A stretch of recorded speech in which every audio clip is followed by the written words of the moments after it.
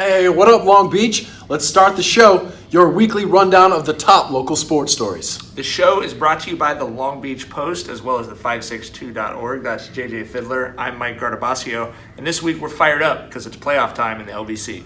That's right. There are 6 Long Beach High School football teams ready for the CIF Southern Section playoffs getting started on Friday night. 4 of them are going to be at home hosting those games, but there's no question as to which is the marquee matchup of the week. The Bright Lights are back at Veterans Memorial Stadium. It's the Division II bracket, but 2 Division I teams with Long Beach Poly will be hosting Orange Lutheran this Friday. Always exciting anytime you get that public school Trinity League matchup, and we're excited to go out and check that game out. But that's not the only game at home we're excited about. Wilson, number 2 in Division 7, and is going to be hosting Fullerton on Friday night. And St. Anthony welcoming in Newport Harbor in Division 9. They'll be over at Clark Field on Friday. We talked about it on the podcast this week. What Up Long Beach? You can find it at both websites, the 562 and Long Beach Post, about how much the quarterbacks are going to determine how far these teams go. So if you want that breakdown, make sure you check out that show each and every week.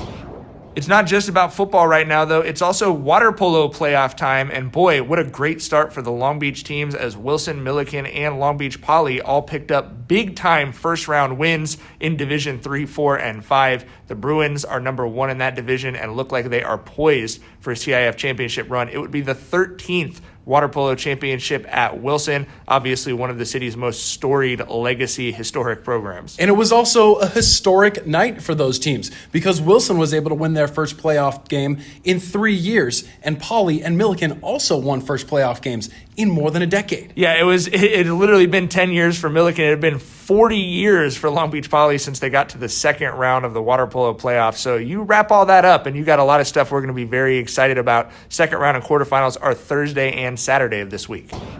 All of a sudden, it's college basketball season. We're pretty pumped to see how Long Beach State figures out its new lineups. Both the men's and women's Long Beach State basketball teams are going to be at home for homecoming on Saturday, 1 p.m. women's game, 3:30 men's game. And what we're going to see is really up in the air. We talked to head coaches Jeff Kamen and Dan Munson last week about it, and they're kind of question marking what their teams are going to look like. 11 new faces on the men's team and a big injury loss on the women's team. Only 4 teams in the NCAA have more new players than the Long Beach State men's basketball team. And also up in the air, as it has been, is what we're going to call those teams. The women's team went and played at Cal Baptist in the first basketball game since the school officially removed 49ers as their nickname with the NCAA. And sure enough, the screen came up and said, the Long Beach State Dirtbags for the women's basketball team.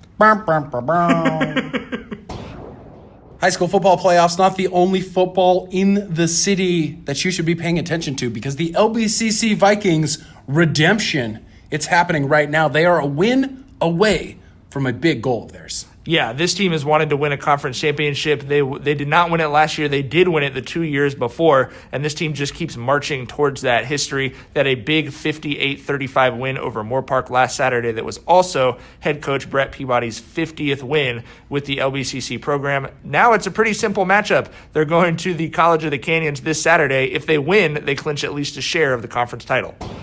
We've given you the coverage of all of the Moore League sports, including golf and tennis was able to wrap up after a cancellation of their finals at Billie Jean King Courts last Friday because of the fires. Yeah, they didn't want the kids running around playing tennis, breathing smoke for some reason, I guess. That makes sense to me. They were able to get back on the courts on Monday and finish that thing off, and Ava de Guzman was able to win another medal. She and her partner, Kate Johnson, were the doubles champions. Kate Johnson also one of the final 4 on the singles side, and it was Jody Chang from CAMS winning the California Academy of Math and Sciences first individual Moore League championship. Congrats to Jody. So that's it for this week, but make sure you're keeping up to date with the 562.org and Long Beach Post because the winter season is just around the corner. We're going to have previews for everything from basketball, soccer, water polo, wrestling, and all the other sports going on here in Long Beach over the next few months.